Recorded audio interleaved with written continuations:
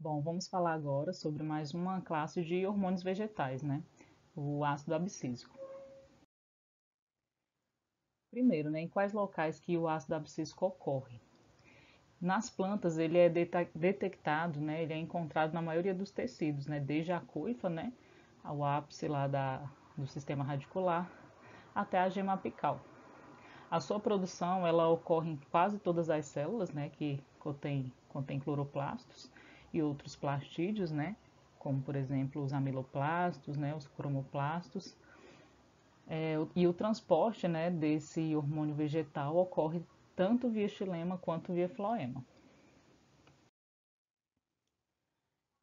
Quais são as funções, né, do ácido abscísico? Ele é considerado um regulador negativo, né, do crescimento da parte aérea e também do movimento estomático, né, quando a planta se encontra sob situação de estresse ambiental. Além disso, ele tem uma outra importante função, que está relacionada à regulação da dormência de sementes, né? Nós chegamos até a comentar um pouco a respeito disso quando tratamos do assunto germinação. Os níveis do ácido abscísico eles são alterados de forma abrupta. Quando as sementes elas estão em desenvolvimento, os níveis de água eles podem aumentar cerca de 100 vezes em poucos minutos. E depois, né, eles declinam para níveis muito baixos, né, quando a maturação da semente ocorre. Esse é um mecanismo, né, que ajuda ou impede que a semente ela germine, né, antes de estar totalmente madura, né? Já que a presença do ABA, né, impede o processo germinativo, né? Lembrando, né, que esse impedimento do processo germinativo ele ocorre porque o ABA ele tem a capacidade de impedir a síntese de enzimas hidrolíticas. É importante vocês lembrarem isso, nós também falamos a respeito disso quando estudamos a germinação das sementes, né? Que as enzimas hidrolíticas elas são essenciais para quebrar, né, a reserva que está na forma de macromoléculas em micromoléculas para que o embrião possa respirar essas reservas. Essa alteração dos níveis de ABA de forma abrupta também ocorre quando as plantas são submetidas a estresse hídrico, né? Nas folhas, os níveis de ABA eles podem aumentar cerca de 50 vezes depois de 4 ou a 8 horas que a planta é submetida a estresse hídrico. E aí, depois de 4 a 8 horas do retorno da irrigação, os declínios, a gente observa declínio nos níveis de água para os valores iniciais. Em relação à dormência das sementes, o embrião ele apresenta dormência fisiológica devido à presença de inibidores, e nesse caso é especialmente o ABA, né? Mas a ausência de promotores, né, no caso as giberelinas, também pode causar a dormência do embrião. E aí, nesse caso, né, é diferente do que ocorre com as sementes que apresentam dormência física, né, como aqui é o caso do baru.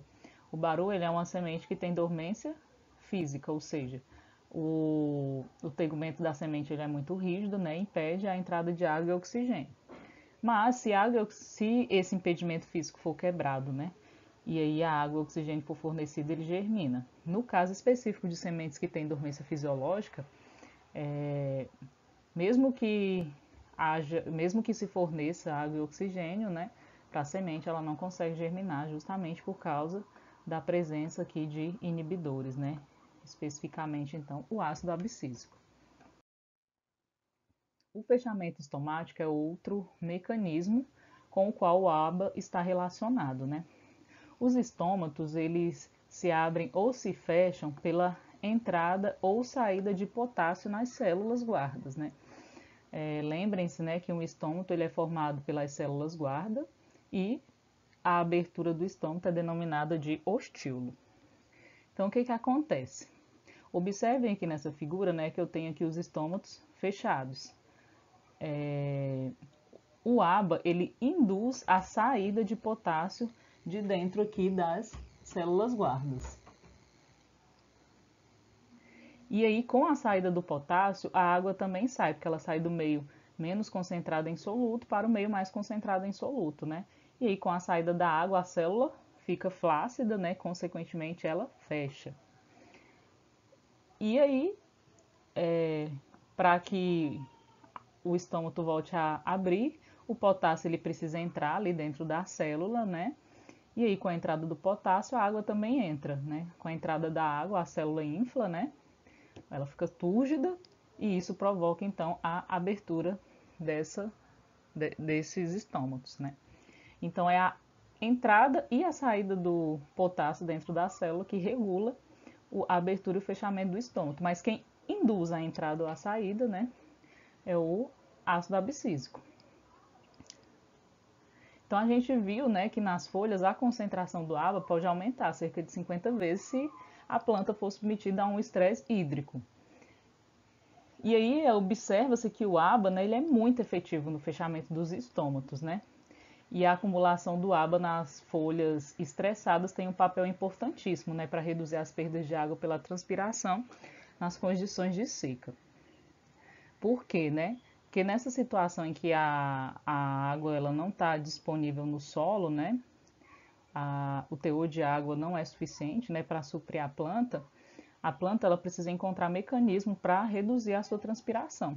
E aí o ABA tem um papel importantíssimo, né, porque o seu acúmulo ali nas folhas, né, leva a mensagem, né, para ela de que ela precisa fechar os estômatos. E essa mensagem ocorre, né, pela indução da entrada e da saída do potássio. No caso específico aí, né, como é para fechar o estômago, é a saída do potássio de dentro das células guarda, né? Dessa forma a água também sai, né, e aí a célula fica flácida e o estômago se fecha.